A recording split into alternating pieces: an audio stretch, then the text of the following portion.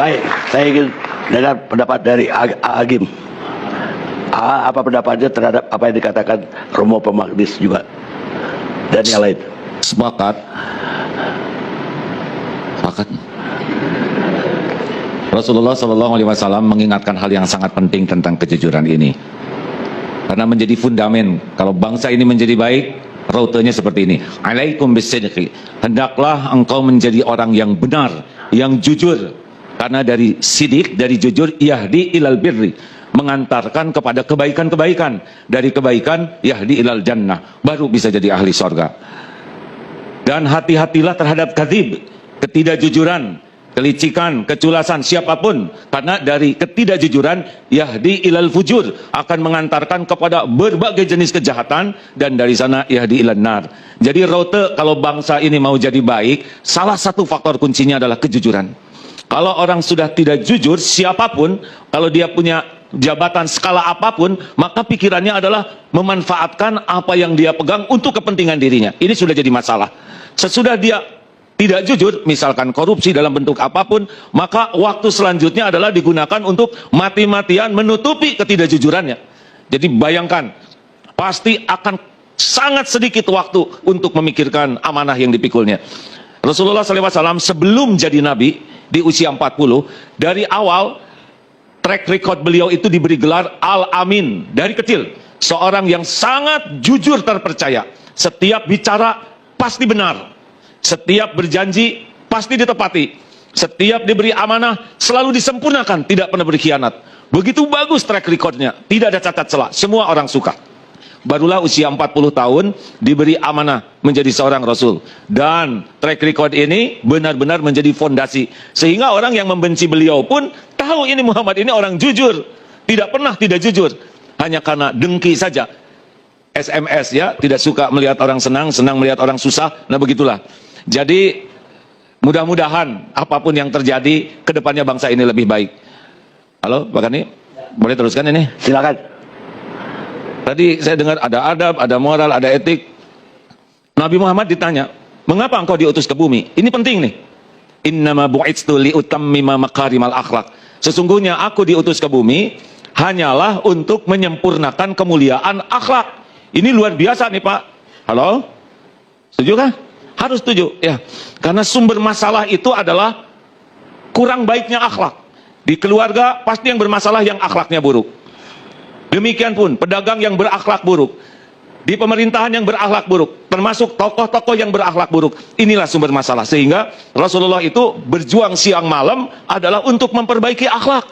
Dari akhlak inilah akan timbul kemuliaan dan kehormatan. Pertanyaannya, akhlak datang dari mana? Akhlak itu datang dari hati. Teko hanya mengeluarkan isi teko. Jadi kita tidak bisa mengatakan, oh orang ini hatinya baik tapi ngomongnya aja yang jelek. Tidak bisa. Di dalam kopi keluar kopi, di dalam comberan keluar comberan.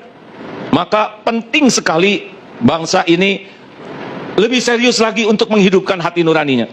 Karena tanpa hati ini kita akan cari akal dengan apapun pembenaran. Gak bisa kita bohong ke hati kita. Coba saja nanti bercermin, siapapun termasuk saya pakai sorban atau yang hadir atau para jenderal, diam sembunyi, jujur. Saya ini benar tidak jadi orang. Ini casing yang saya pakai ini, kelakuan saya cocok tidak dengan casing ini. Jangan-jangan pakai casing segala dipakai, segala hebat, padahal isinya pencuri, maling, merampok, dan berbagai pezina. Betapa banyak orang yang dihormati, padahal isinya jauh sekali dari kehormatan. Kita ini sekarang dihargai orang lain, bukan karena mulia, karena Allah masih menutupi aib, dosa, maksiat, kehinaan. Kalau dibuka saja, kita nggak akan pernah punya pejabat satupun, termasuk yang ceramah ini pun kalau dibuka, bubar. Oleh karena itu, perlu keberanian orang-orang Indonesia, terutama para pentolannya, para elit yang ditakdirkan, diuji, tampil, manggung, benar-benar berani jujur. Jangan hanya sibuk membagus-bagus casing, bungkus, topeng, padahal isinya busuk. Na'udzubillah, tidak akan bisa bagus negeri ini beneran kecuali orang-orang yang punya hati nurani.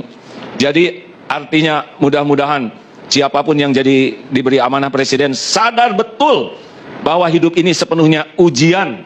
Yang diberi jabatan ujian, yang tidak jadi punya jabatan juga ujian. Apakah dengan ujian ini jadi ujub, ria, takabur, atau tambah merunduk? Yang diuji tidak menang, apakah legowo dan sambil memperbaiki? Tapi ada satu kunci supaya lulus ujian ini. Maaf ya, kalau saya lihat dari depan ini wajahnya ada kemiripan. Ini wajah-wajah bekal meninggal, benar? Halo? Pak Hani tenang ya Pak, karena tidak harus tua untuk meninggal tuh, yang muda juga banyak. Demi Allah kita bakal meninggal. Kita bakal tua sebelum meninggal, tapi udah itu meninggal. Dunia ini cuma mampir dan diuji, diberikan berbagai casing. Kita pasti mati dan pasti akan mempertanggungjawabkan apa yang kita emban di dunia ini. Orang-orang yang beriman itu akan takut pertanggungjawaban di akhirat. Tapi tanpa punya keimanan, dia tidak akan takut. Makanya menurut hemat kami Pak, Pancasila ketuhanan yang Maha Esa itu jangan cuma slogan.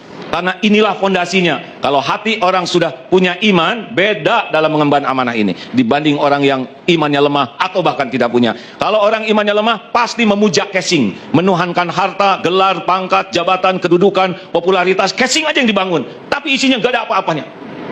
Ini kalau diri saja sudah dibohongi, bagaimana tidak membohongi orang lain?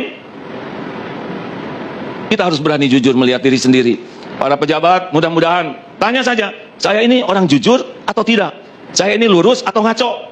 Saya ini orang yang benar-benar bisa mengemban amanah atau membohongi banyak orang? Mudah-mudahan kalau orang sudah punya keberanian jujur melihat dirinya sendiri, tidak bersembunyi di balik casing, mudah-mudahan dia bisa jujur juga kepada yang lain. Tapi kalau ke diri sendiri saja sudah didustakan, sudah berat. Hidupnya akan rebutan casing saja sampai mati. Udah mati, sudah baru tahu nanti di akhirat nanti. Gak bisa enggak, kita pasti mati dan pasti mempertanggungjawabkan. Aslinya nih Pak, rakyat Indonesia tuh lihat presiden tuh harus kasihan. Jabatannya tidak lama, gak bisa lebih dari 2 kali. Tapi di akhirat nanti benar-benar itu harus dipertanggungjawabkan. 280 juta orang Indonesia, apa saja keputusannya ngejar tuh. Demi Allah ngejar. Mudah-mudahan dengan keyakinan seperti itu, para pejabat atau para tokoh, para elit itu jauh lebih hati-hati. Semuanya hanya karena takdir saja. Tapi kalau benar-benar jujur, takdir ini membawa keberkahan bagi dirinya, juga bagi bangsa ini. Kita lihat para pejuang yang betul-betul isinya bagus ya. Walaupun casingnya sudah diambil, tapi sampai sekarang tuh indah saja. Tapi lihat yang hidupnya hanya rebutan casing dan ngebagus-bagus casing. Sekarang pakai casing aja udah enak. Udah segitu begitu. Mudah-mudahan siapapun yang jadi pemimpin ditolong oleh Allah, isinya lebih bagus daripada casingnya. Amin ya rabbal alamin. Terima kasih khotbahnya.